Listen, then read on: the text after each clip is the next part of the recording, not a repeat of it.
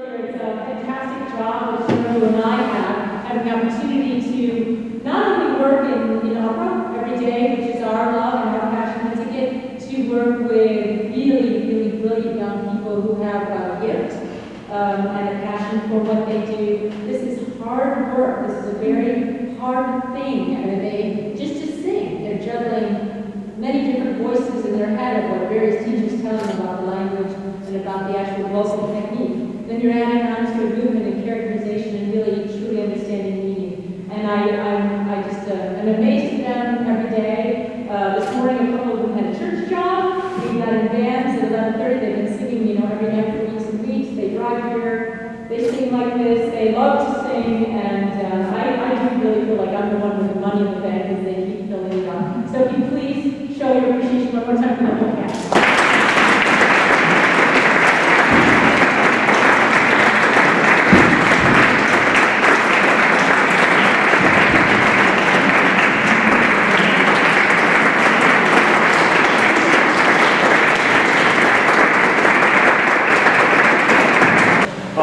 Being in a production like this has literally, I can probably speak for all of us to say, have changed our lives all the time, because I specifically, I'm from Rochester, New York, and, I don't know just gospel and R&B and, a lot of pop style music, but when I auditioned for Summer Fredonia in the music program, being classically trained and singing a lot of this music has definitely expanded and made my musical experience a lot more challenging, and just the whole experience of it all is just great. And I'm so lucky to be a part of this program and a part of this school, and being with staff like Ms. Newell and Shinobu is just phenomenal. So it definitely changed from being in the church choir to now standing in front of a bunch of people. I work with Hillman Opera at all of Miss Newell, and my teacher, Mr. Harper, took a chance on me, and now I love and can't see myself doing anything else. It wasn't much of a year since I was like 7 years old, and then kind of the same with Gabby, I was like, let me just try going to music school, didn't really know what I was getting myself into, and once I discovered how much I enjoyed singing opera, I just started listening to it more, and I realized how beautiful and powerful it all is. I wish I'd listened to it sooner, but now. I come from a very musical background. My parents are musicians. I've always been a musician. In high school, I played instruments, I was in orchestras. Music was a really big part of my life. I also knew my whole life I knew that I had a singing voice. But opera never occurred to me. I thought I had a jazz voice or a pop voice. And I could sing jazz and pop okay, but it never really worked out the way I wanted it to. And then I had a teacher who said, I think that the classical side. I come from a very musical background. I did musical theater in middle school and whatnot, but I was mainly a dancer and orchestral person somewhere else in school and did ballet. So I was always hearing classical music, but I never just wanted to be singing it. And then I was done with it, and it's my teacher now. Really like, theater, that's fun, everything, but I think you should do, opera, big stuff. So let's she tried to slow the arts off and stuff, but she had been listening to the bigger thing, listening to blog, and then she's like, that's what you know, start from taking service.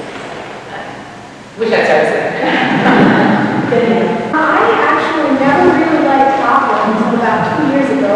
I had a really excellent voice program at my high school, and I thought when you sing, you just stand there and do it. I didn't know there was this whole other aspect to it, and now I'm just doing it. All throughout high school, I wanted to be in a metal band. And I absolutely loved it. And so I wanted to, so I thought I had an American bike instead of music. So I came to Fredonia and I saw my first opera here, and it was La Boheme. And I couldn't remember, I don't know, during the acting, I couldn't stop crying. And it was a really great experience because it was the most beautiful, it was like a big moment of realization. I didn't know that there were words. I only auditioned for Fredonia and got accepted to the musical theater program. So I'm not a singer. And then they will let me into the opera. And it's very different. It's very different from what I'm used to. Learning along the way, learning playing with the director, and this is like with classical singing, and so you have to come in already knowing your part, and then performing it, and then having it wrong, and then you gotta fix it. Every school, towards the end of the 4-year period of time, will have something that they highlight more than something else. But everyone starts with actually our song, usually Italian, because the language is more accessible, and the music is earlier music in general, so a little bit more easily accessible. And then we usually traditionally go to German, and then we add French literature, because the French language, if you haven't studied it before, it's hard to learn just phonetically. It's a little bit more challenging. But for freshmen, they have a lot of those backgrounds. They've had a lot of private lessons, and they had a school with an advanced program. We'll usually give them an opera aria or two in the freshman year just to kind of get it out there, and mostly because it's a giant step vocally and forces, if I may use that word, them to really start to coordinate what's going on. Because it just doesn't work unless your technique is well set up, and it crashes, and they know it crashes, and that's community. So they figure out that this technique thing that we talk about really has validity, and then there's a real reason why you do it. I think the thing that's most interesting about educating vocalists versus instrumentalists is almost entirely the instrumentalists have had quite a lot of theory background and quite a lot of technique background in the instrument just to get into a school, a conservatory school like that. Whereas the singers, our voices really don't even start to mature until now. So it's really quite remarkable that this group of people sounds the way they do at their age.